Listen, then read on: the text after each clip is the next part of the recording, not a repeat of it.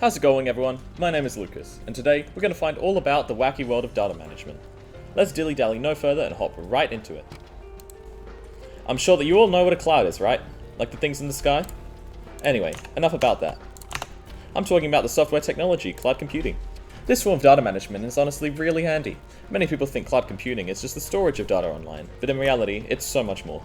Cloud computing refers to the type of on-demand, network-based digital storage, where companies lend their server space and system resources to users who can access these services by pay or free-to-use plans.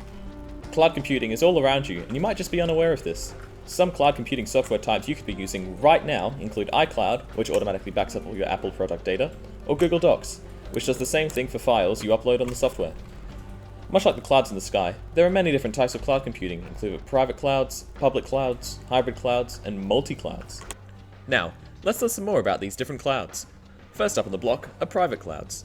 This unique category of cloud computing refers to a service where stored data and files are held in an environment that all hardware and software resources are dedicated to, and accessed by a single customer.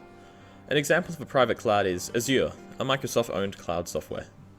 Next, we have public clouds, which are a type of open system computing service offered by a third party that provides online storage for free or pay per usage. Microsoft also provides a more accessible, open system version of its Azure Cloud to public users.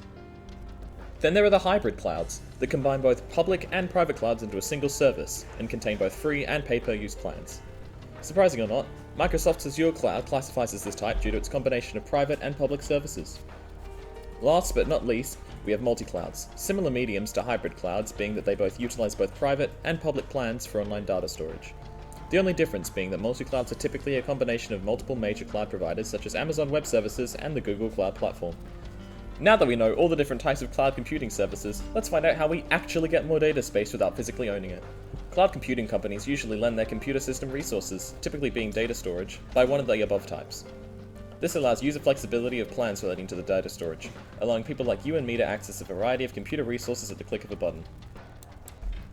Now that we've nailed the nitty-gritty of data management through the cool and unique types of cloud computing, let's find out about alternative ways to manage data.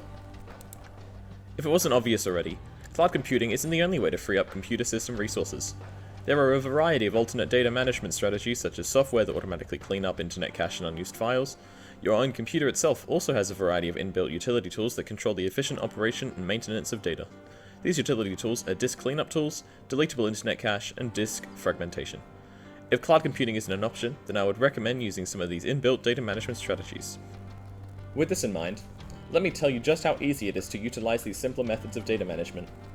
First up, we have disk cleanup, which can be found by typing those 3 magic words into your computer search bar. The purpose of this is to display temporary files, internet cache, and unnecessary programs which are all safe to delete, freeing up some of your precious storage space. This is a neat tool to quickly and efficiently free up minor amounts of data. Next up is internet cache. Now, we've mentioned it before, but what is internet cache, and how does deleting it free up storage? It's actually quite straightforward.